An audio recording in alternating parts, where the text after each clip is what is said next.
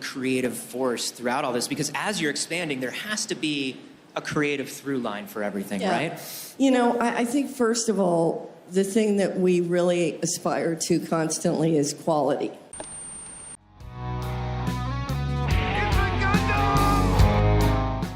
Hollywood is a creative black hole from which there is no escape. The inability to find new talent for films, other than checking for actors' Instagram followers. Ethan Hawke says casting actors based on Instagram followers is crazy. Some young people think being an actor is protein shakes and going to the gym. Now you know why Zendaya? Ew! is literally in everything. Also how difficult it is to get things made. And it's like, you know, where it's like, I don't care about Instagram. Instagram sucks. Right, but just so you know, if you have over this many followers, you can get the movie funded. Well, I want to make the movie, so, you know, ugh. It's over. We are screwed. To the fact that Hollywood has run the superhero movie genre into the ground and is slowly shifting its focus to video games and anime adaptations because they are too cowardly to risk creating new IPs. They cannibalize the physical media market in favor of streaming services, shooting themselves in the foot with a combat shotgun.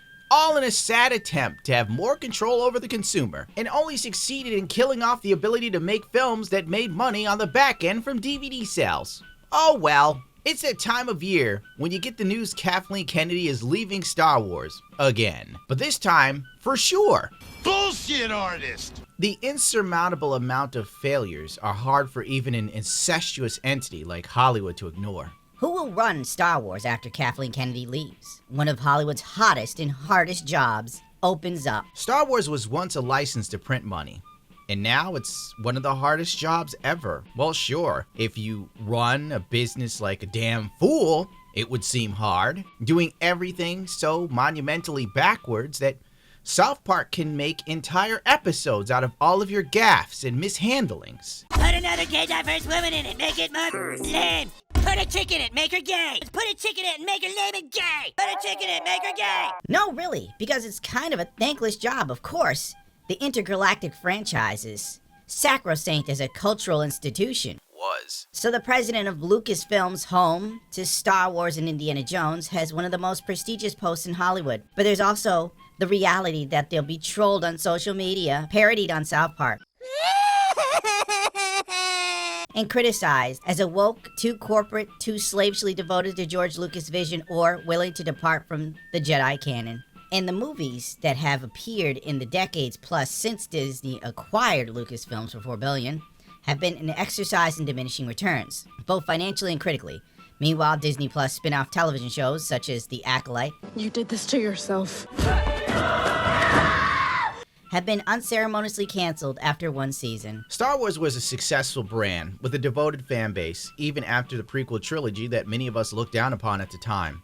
Everything Star Wars still sold like gangbusters back then. The toys and even movie props communities were thriving. Everyone made money off of Star Wars. When Disney bought it, there were high hopes because the fan base thought George Lucas fell off. These are my kids. And Sell you them sold off. them. I sold them to the white slavers that take these things and But in hindsight, we were all so very wrong. I'll admit, I thought the choices made in the prequels didn't work for me. When George Lucas sold to Disney, I knew it would be bad.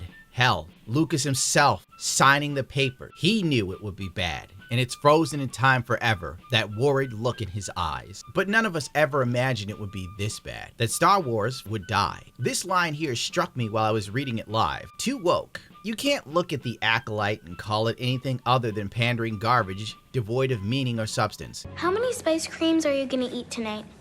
I think I'll eat at least 4.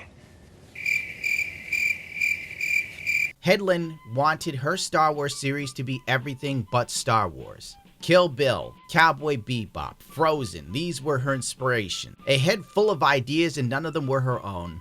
The casting of a smug Nepo baby who saw herself as a counter-revolutionary with $1 billion corporation behind her, that wanted Disney to do more to protect her from people's opinions about her wet blanket acting. Vitriol, and vitriol. Hatred, rampage, bigotry. And that's the series I can remember off the top of my head, not because it was good, but because it was so bad, I felt like I wasted my life just watching. Now, Star Wars series and movies are all so forgettable because Disney turned art into content. All this for streaming services and near annual releases with no planning. But this wasn't Kennedy's fault. It was hard to be in charge of Star Wars, you guys, because of the online trolls.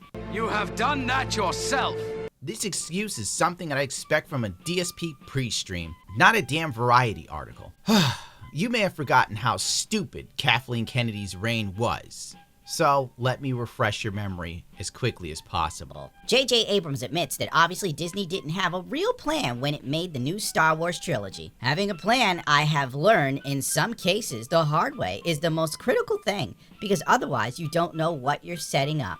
J.J. Abrams, one of the most overrated directors on God's green earth. And again, for those who hate it, I could not respect your opinion more. And for those who love it, I question your sanity. This man's supposed to be our Spielberg. Let that sink in. This article came out years ago, and it's still painful to read because it's so fucking stupid. But then again, Kennedy was in charge and knew nothing truly about the franchise other than she wanted women to be the focus. Making a Star Wars film is difficult due to the lack of comics and novels, says Lucasfilm's president. There's no source material. We don't have comic books. We don't have 800-page novels, says Lucasfilm president Kathleen Kennedy when asked about the difficulties that come with making a Star Wars movie. This was said literally after Disney decided to get rid of the expanded universe back in 2014. 10 years ago, Disney wiped out the Star Wars expanded universe from canon, but it's more important than ever. Yeah, it is when you don't have any damn ideas. In order to make Star Wars movies and TV shows, Disney made the difficult choice to remove the old expanded universe from canon. But the wisdom it holds pertaining to the galaxy far, far away is now more important than ever. Yeah, the people who wrote this stuff back then cared about what they were doing. You'd be surprised at how good things can be when people care. Ha! All the great expanded universe storylines they threw away to give us the trash they have is an unforgivable offense. They did opt to bring Thrawn into the live-action universe of Star Wars, but instead of him fighting with Luke Skywalker, we get Ahsoka. Yippee! Hooray! Who wants the heir of the Empire when you can have girl power and zombie stormtroopers? Delicious! To give her due, Kathleen Kennedy had an extraordinarily difficult challenge. How do you take over George Lucas's baby? She did it and stayed for 13 years. There are very few franchises that have survived that long. Few franchises have survived this long because they had morons like Kathleen Kennedy in charge of them, but they didn't have the bottomless pit of money that Disney has, propping up their failures for 13 years straight. This isn't the flex you thought it was. Only in America can a woman literally nosedive something, and we just go, look at her go! Yet within hours of reporting, Kathleen Kennedy was stepped down as president of Lucasfilm. I say Lucas.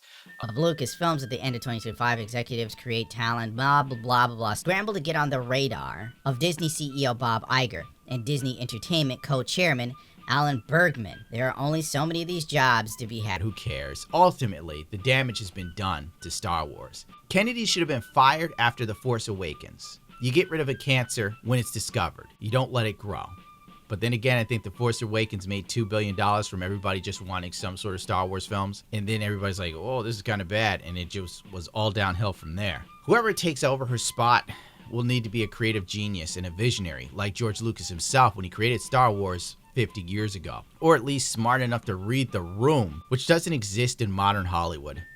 The rest of this article is a puff piece for the woman that killed a billion-dollar franchise that has yet to pay itself off after being owned by Disney for almost 14 years. Rest in piss, you won't be missed. Isn't that special? Kathleen Kennedy says she's not retiring, looking for an eventual succession plan for the new leader of Lucasfilms. That's right. I want someone to continue ruining Star Wars, even after I'm gone.